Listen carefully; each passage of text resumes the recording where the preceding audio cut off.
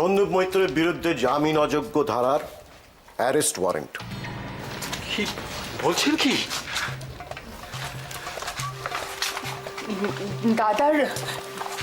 দাদার এগেইনস্টে চার্জটা কি? সন্দীপ মৈত্রের বিরুদ্ধে অভিযোগ উনি দেবরায় নার্সিং হোমের 5 লক্ষ টাকা কারচুপি করেছেন।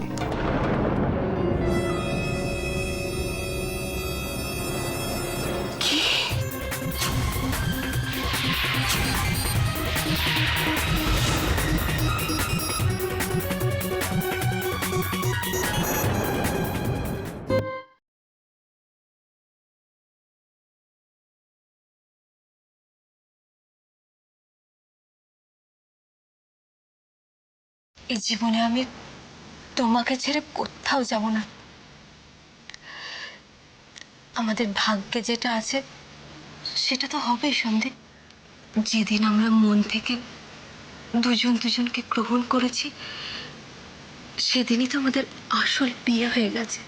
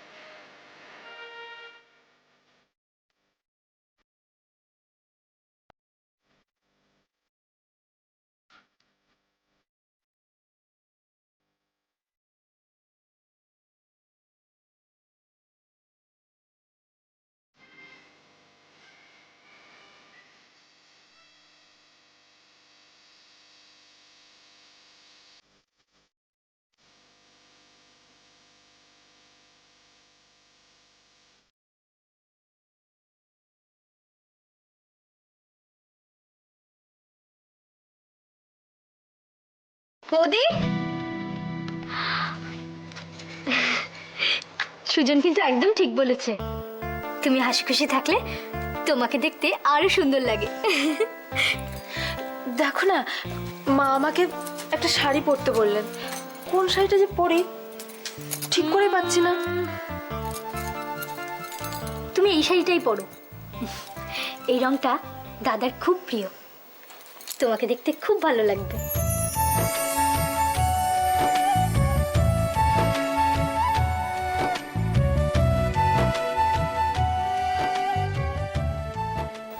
এই গয়নাগুলো বের করো তো। এ মা, গয়না পরতে আমার একটুও ভালো লাগে না জানো। গয়না পরলে দেখবে তোমাকে আরো সুন্দর দেখাবে।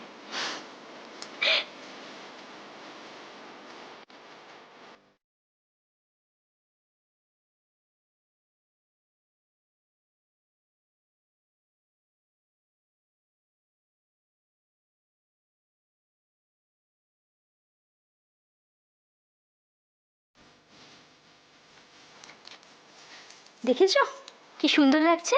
আর তুমি গয়নাগুলো পরতেই চাইছিলে না। বৌদি, হ্যাঁ বৌদি, কি ভাবছো? কটা বাজে? দাদা যে কোনো সময় এসে যাবে, তাড়াতাড়ি শাড়িটা পরে তৈরি হয়ে নাও। মেজদি বলেছে দাদাকে সারপ্রাইজ দিতে। দাদা এসে তোমাকে দেখলে তোমার থেকে আর চোখই ফেরাতে পারবে না। কি বলছেন আপনি এসব? সন্দীপ মৈত্রের বিরুদ্ধে ফ্রড কেস আছে। অসম্ভব। দাদা, দাদা উনি এসব কি বলছেন? না রে অপু, না না না, এই হতে পারে না। শুনুন, আপনাদের নিশ্চয়ই কোথাও কোনো একটা ভুল হচ্ছে। আচ্ছা, ওনার বিরুদ্ধে কেসটা কে করেছে? নার্সিংহোম কর্তৃপক্ষ। অসম্ভব, এ কি করে হয়? আরে ওনারা তো আমাদের কত কাছের আত্মীয়। হ্যাঁ, আত্মীয়? হ্যাঁ। আত্মীয় হয়ে আপনারা ওনাদের টাকা আত্মসাৎ করলেন আর ওনারা কোনো স্টেপ নেবেন না? ভেবেছেনটা কি? আইনের কাজ করতে দিন। দাদা, সুজন, তুই এদের একটু দেখিস। আর বৌদিকে গিয়ে কি বলবো দাদা? বলবো যে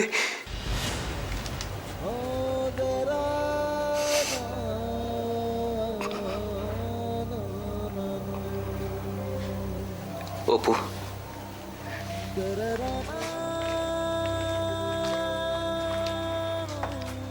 অপু, এসব চিন্তা এখন ছাড়।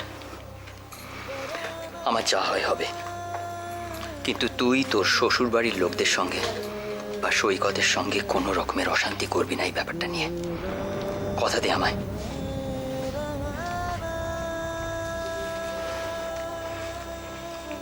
অপু,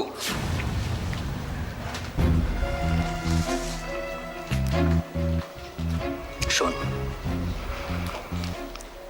তুই যদি তোর শ্বশুরবাড়ির লোকজনদের সঙ্গে বা সৈকতের সঙ্গে কোনো রকমের অশান্তি করিস, আমি কিন্তু সব অপরাধ স্বীকার করে নেব।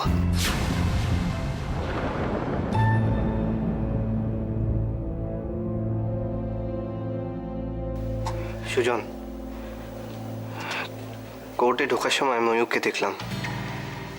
তার মানে ময়ূক এই কেসটার জন্যই কোর্টে এসছে। ময়ূক? ময়ূক এসেছিল?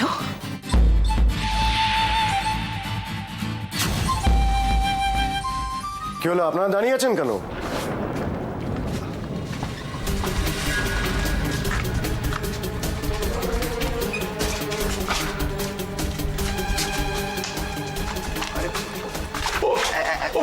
অপু, অপু, এটা কি বলছে?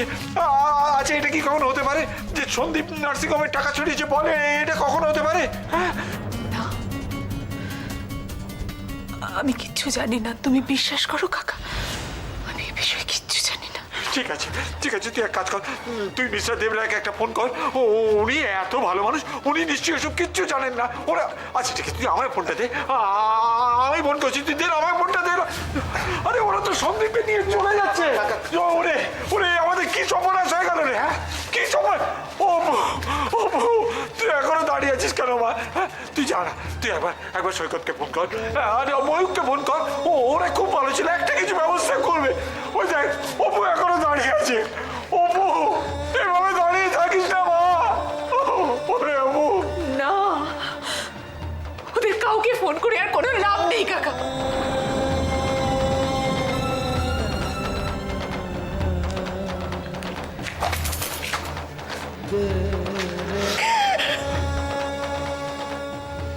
অর্জুন সিনহা? আরে ও তো কালকের ছেলে। ক্রিমিনাল লয়ার হিসাবে কোর্ট চত্বরে একটাই নাম চলে, মুখার্জি। আর এই মুখার্জি যার কাঁধে হাত রাখে তাকে জমেও ছোঁয় না। Thank you very much mister Mukherjee. If you don't mind, please একবার আমার এখানে চলে আসুন। দেখুন, আপনি যে আমার জন্য এত কিছু করেছেন, কি আর বলবো আমি। তাহলে দেখা হচ্ছে, by.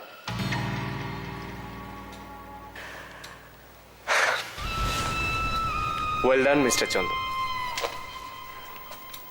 Thank you very much sir.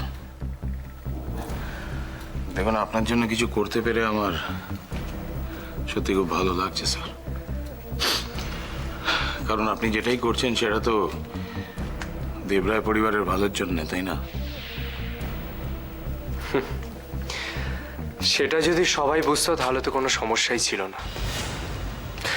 কিন্তু আমাকে একটা কথা বলুন তো চন্দনবাবু, ইয়েস। এই কেসটা আপনার মাথায় এলো কি করে? তাছাড়া ডকুমেন্টস তো...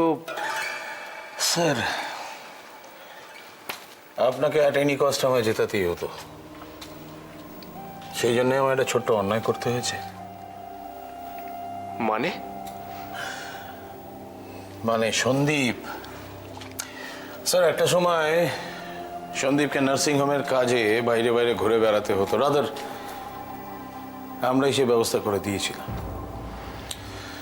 তখনই কোনো একদিন বোধহয় ওর টাকার দরকার হয়ে পড়েছিল স্যার। ও বিশ্বাস করে ভরসা করে একটা ব্ল্যাঙ্ক ভাউচারে সাইন করে 5,000 টাকা নিয়ে গেছিল। তারপর সিম্পল। 5,000-এর 3টে শূন্যর পিছনে আর কয়েকটা জিরো ফিগার বাড়িয়ে দিয়ে সেটাকে 5 লাখ করে দিয়েছি স্যার আপনার পেছনে। ও আই সি।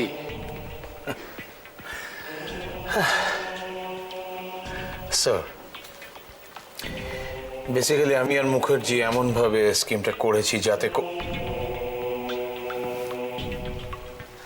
আপনি একদম চিন্তা করবেন না স্যার, নিশ্চিন্ত থাকুন। চন্দনবাবু, আপনি যে আমার কত উপকার করেছেন আমি। প্লিজ স্যার, প্লিজ এভাবে বলবেন না প্লিজ। দেখুন আমি এমনি এমনি কিন্তু কিছু করিনি। ইয়েস স্যার, চন্দন যোগ্যতা চিনতে পারে স্যার। চন্দনের চোখকে ফাঁকি দেওয়া সম্ভব নয়। বেলা আজকে একটা নার্সিং হোম স্যার, কিন্তু কালকে 10টা নার্সিং হোম তো হতেই পারে। দায়িত্ব কে নেবে স্যার? আমি জানি সে যোগ্যতা আপনার আছে। এনিওয়ে অনেক কাজ আছে, আসি স্যার।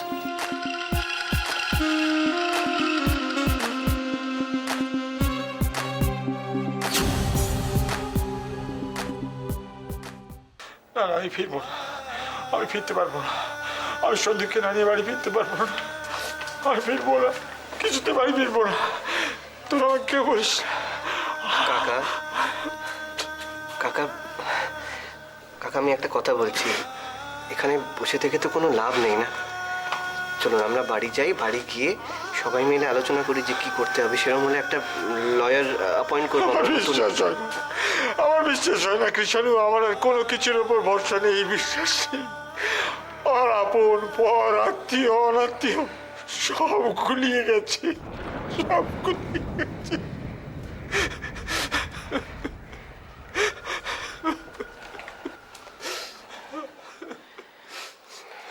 সুজন, বাড়ি চলো। আমি বৌদিকে মুখ দেখাতে পারবো না।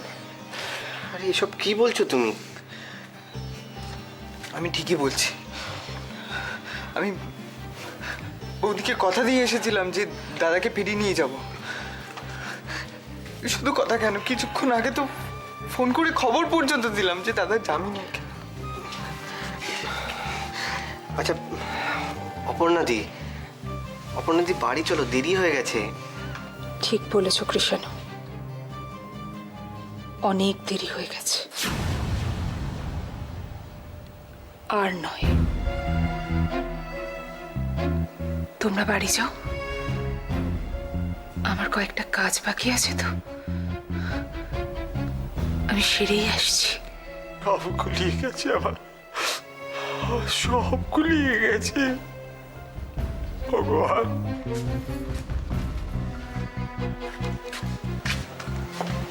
বাড়ি যাও কাকা,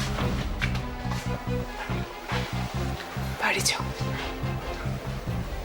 বাড়ি যাবো না, বাড়ি যাবো, বাড়ি যেতে হবে, বাড়ি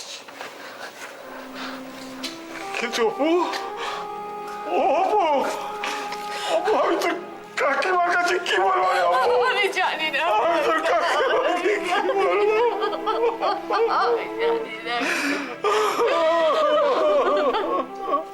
জানেন দিদি, সন্দীপ আমার লুচি পেলে মহা খুশি। বুঝতে পেরেছি, সেই জন্যই আপনি আগে ভাগে ময়দা মাখতে বসে পড়েছেন, তাই তো? আর আমিও বলে রাখি, আমার হাতের আলুর দম যদি একবার কেউ খায় সে বারবার খায়। ওই জন্যই তো বলছি, আপনি একটা জামাইকে বশ করার জন্য 7টা দিন আলুর দমটাই রাঁধতে বসেছেন। আমার সন্দীপ কিন্তু না ভোলা মহেশ্বর, ভালোবেসে নুন ভাত দিলেও খাবে। সত্যি দিদি, জানেন তো অভাবে সংসার আমাদের, কখনো তো ছেলে মেয়ে দুটোকে তাদের মন পুড়িয়ে কিছু দিতে পারিনি। তবে কি জানেন তো, কখনো মুখ ফুটে কিছু চাইনি, যখন যা দিয়েছি তাতেই খুশি। বড্ড ভালো গো। তা বটে, এতদিন তো এত বড় সংসারটা ঠাকুরপো একাই টেনে এনেছে গো। তবে সন্দীপ বড় হয়ে তবু এখন জানেন দিদি, আমার তো তিন কুলে আর কেউ নেই, তবে নিশ্চয়ই গত জন্মে কিছু ভালো কাজ করেছিলাম, সেই জন্য রায়কৃষ্ণের মতো ছেলে মেয়ে পেয়েছি। কি জানি কখন নিজেরই অজান্তে ওদের সঙ্গে জড়িয়ে পড়েছি। কি ভালো গন্ধ গো, তোমরা কি বানাচ্ছ? আরে দেখো, তোমার কাকিমা তার জামাইটিকে বশ করার জন্য মনের মতো আলুর দম বানাচ্ছে। তাই তো দেখছি। তুমি একদম ভয় পেও না, কৃষ্ণের জন্য আছে। ভাবছি কাল পিঠে বানাবো। সত্যি? তাহলে কিন্তু কালকে আমি চলে আসবো। আচ্ছা তুই কি রে, তোকে বাদ দিয়ে আমরা খাবো, তুই এটা ভাবলি কি করে? কথা কি ছিঁড়ে দেখুন। হ্যাঁ রে, এই জুই কি করছে রে? বৌদি ঘড়ি দেখছে। জানো তো, খুব সুন্দর করে বৌদিকে সাজিয়ে দিয়েছি, খুব সুন্দর দেখাচ্ছে। আচ্ছা ওরা একটা ফোন করছে না কেন বল দেখিনি? আমার কিন্তু একটু একটু চিন্তা হচ্ছে বাবু। এই দেখেছেন তো আপনার দেওরের কাজকর্ম, এই দেখুন নিজের চোখে দেখুন, সবাই ভাবে আমি নাকি বানিয়ে বলি। এই দেখুন বাড়ির বাইরে গেছে আর তার বাড়ির কথা খেয়াল করছে না। বাড়িতে যে আমরা এতগুলো লোক চিন্তা করছে তা জানাবে তো, তার কিন্তু হুতোমুতো জ্ঞান নেই কোনো। এই এটা তুই কেন রে, তুই কেন রে হাঁ করে থাকি কিতে? তুই এটা নিজে ফোন করতে পারছিস না? হ্যাঁ খালি খাওয়া দেখছে, এই খাবো এই খাবো, ফোনটা করে না গিয়ে। আপনি এখনো এখানে চুপ করে বসে আছেন? আজকে কোর্টে যা যা ঘটলো, আপনি কি সেই সব কিছু জানতেন না, নাকি আপনি এটাই চেয়েছিলেন? মানে এত কিছুর পরে তো আর একটাই মানে থাকে মিস্টার সিনহা। আপনি আমার দাদার জামিন পাইয়ে দিয়েছেন সেটা ঠিকই, কিন্তু একই সঙ্গে অন্য লয়ার দিয়ে আমার দাদাকে রিঅ্যারেস্ট করে আপনার প্রকৃত ক্লায়েন্ট মিস্টার ময়ূক দেবরায়কে আপনি খুশি করেছেন। আমি বুঝতে পারছি, আপনি একটা ট্রমার মধ্যে আছেন। বসুন। জানি না কেন আপনাকে খুব বিশ্বাস করেছিলাম, ভেবেছিলাম আপনি অন্তত পয়সার কাছে বিক্রি হয়ে যাবেন না। সত্যি করে বলুন তো, টাকা পয়সাটাই কি সব? মানবিকতার কোনো মূল্য নেই? দেবরায় পরিবারের কাছে অর্থ আছে, তাই আপনি আজকে ওদের পক্ষে। সন্দীপ মৈত্র একটা সৎ নির্দোষ সাধারণ ছেলে, আর ওর একটাই অপরাধ, ও গরিব, তাই আত্মীয় অনাত্মীয় সবার স্বার্থে ও আজকে জেলে। আপনি না সততার কথা বলেন, আপনারা না আইনের পূজারী, কেন করলেন এটা বলুন? আমি আপনার মনের অবস্থা বুঝতে পারছি, তাই আমি এই মুহূর্তে নিজের হয়ে সওয়াল জবাব করতে রাজি নই। তবু সংক্ষেপে দুই একটা কথা বলছি আপনাকে।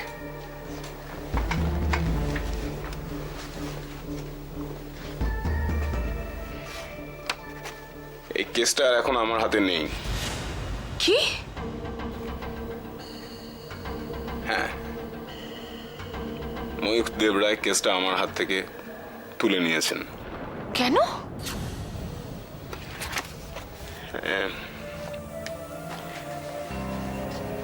দেখুন, আমি ওদের নির্দেশ মতো কেসটা লড়তে রাজি হইনি, তাই ইনফ্যাক্ট আমি এটাই চেয়েছিলাম। তবে দেখুন, আমি আপনাদের এই পারিবারিক যে অশান্তি, যে ঝামেলা, এর মধ্যে থাকতে চাইছি না। কিন্তু আমি সন্দীপ মৈত্রের কথা ভেবে আমার জুনিয়রকে পাঠিয়েছিলাম যাতে ও বেলটা পায়। That's true. তাতে কি লাভ হলো মিস্টার সিনহা? লাভ?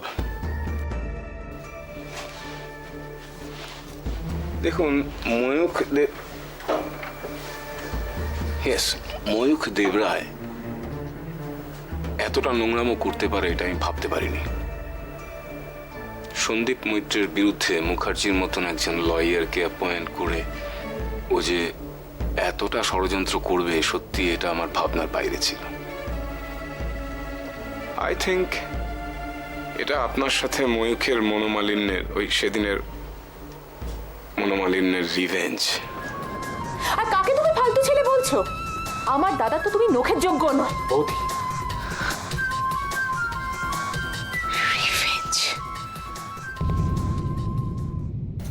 দেরি হচ্ছে কেন?